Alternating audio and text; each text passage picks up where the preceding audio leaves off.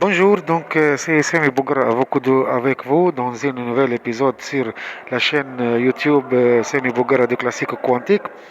Aujourd'hui, nous essayons de parler sur l'équation de Kepler et la résolution ou bien l'approchement de cette solution avec une suite convergente ou bien normalement convergente.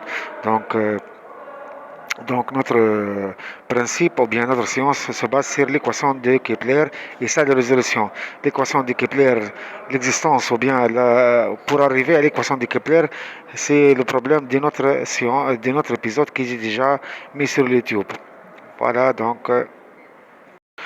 Vous savez très bien que le mouvement d'une planète, comme on a dit, le mouvement d'une planète est une forme elliptique. La planète se trouve à la position dans cette ellipse, à la position P, et le Soleil dans le foyer F, où l'équation de l'ellipse, vous savez très bien qu'une équation de l'ellipse égale à xa cos f de t, y égale à sinus b, fois y égale à b sinus de f de t, avec f de t un certain paramétrage. L'équation de Kepler s'écrit avec ce paramétrage f de t. S'appelle l'anomalie, cet paramétrage. F de t égale à, équation de Kepler égale à 2pi sur grand T, là, sur la période de révolution, fois T moins E fois sinus F de T avec E, l'excentricité. Vous savez très bien que dans notre exemple, la position moins A, c'est le pré-Hélé, la position A, c'est la Hélé. La position, lorsque la planète est en position A, de coordonnées A0, donc c'est la position de Aphélie ou bien Aélie ou bien Aphélie. Ou la position de moins A, c'est le périhélie ou bien périphérie. Voilà. On va définir une suite, vous voyez, on va définir une suite Fn, on va définir, pour chercher la solution F qui doit être une solution de l'équation de Kepler, on va poser une suite Fn définie par Fn dx, une suite de fonctions définie par Fn plus 1 de t égale à 2pi 2pi sur grand T fois T moins E fois sinus Fn de T avec E l'excentricité.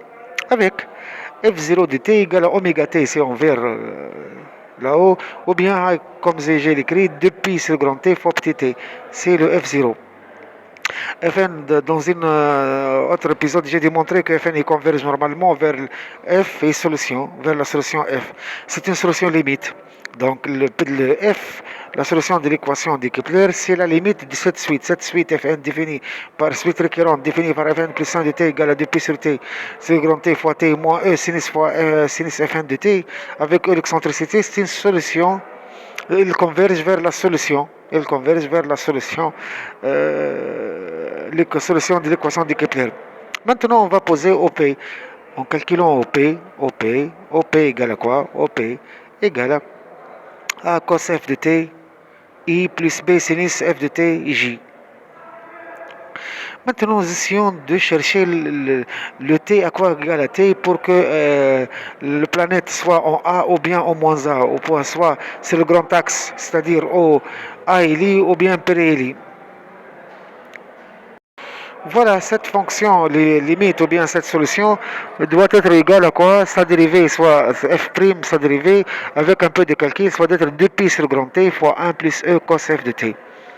Si t maintenant, si t égale à k fois t sur 2, k appartenant à z, avec k appartenant à z, k fois t sur 2, donc le f0 de kt sur 2 égale à kpi, ce qui implique fn, vous voyez, f0 de kt sur 2, k fois période sur 2 égale à k fois pi, ce qui implique Fn de kt sur 2 égale à kp. Et dans cette situation, donc si t égale à kt sur 2, la solution est la Fn égale à kp, et la solution comme étant limite égale à quoi? Kp encore. Et dans cette situation, on aurait OP égale à quoi? OP égale à cos kp.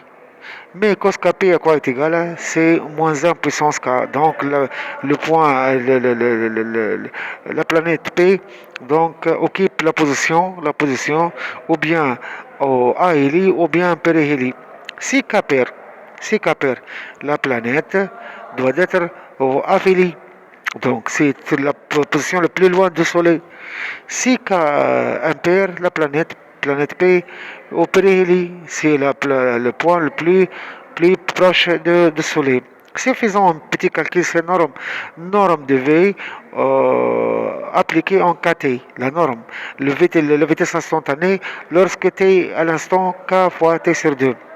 Un peu de calcul me donne B fois 2pi sur T, B fois 2pi sur le grand T, fois entre parenthèses 1 plus E fois moins 1 puissance K, E est l'excentricité, tout puissance moins 1. Avec, vous savez très bien que B égale à racine de 1 moins E carré, excentricité, racine de 1 moins l'excentricité carré fois A. Donc, si K pair, la vitesse V, la vitesse K pair, donc vous êtes en A affili. La vitesse de affili égale à 2pi sur A, 2pi sur grand T fois A fois racine de 1 moins E sur 1 plus E. Un peu de calcul. Si K impair, donc vitesse de périhélie égale à 2pi sur grand T fois A fois racine de 1 plus E fois moins E. Vous voyez ici la vitesse au périhélie et à hélie, c'est indépendant de la masse du Soleil, ni de la masse du Soleil, ni de la masse de la Terre, ou bien la masse de la planète tout entière. Donc, indépendant du système solaire dans lequel les masses sont agissent sur le mouvement. Vous voyez comme la vitesse au périhélie et la vitesse à hélie sont ne sont pas, non bien, on ne peut pas l'écrire dans le calcul de vitesse. Vous voyez que la vitesse en L est égale à 2 pi sur le grand T fois A par racine de 1 moins E. Donc, n'existe pas ni la masse de planète, ni la masse de Soleil. Aux vitesses de périhélie de même.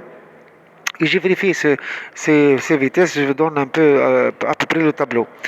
Maintenant la solution F1 de t est encadrée par F de t est encadrée entre Fn de t moins E, l'excentricité puissance n plus 1, et Fn de t plus E puissance n plus 1. Donc si vous demandez une position une position bien définie de planète, on peut donner un encadrement F de t moins F de t, c'est inférieur E puissance n plus 1, c'est qu'on peut estimer le 10 puissance doit être le P pour que de E puissance n plus 1 inférieur 10 puissance moins P. Donc on peut calculer. Et j'ai fait un tableau, donc j'ai mis un tableau dans lequel j'ai donné le calcul de vitesse de périhélie des planètes de chaque planète.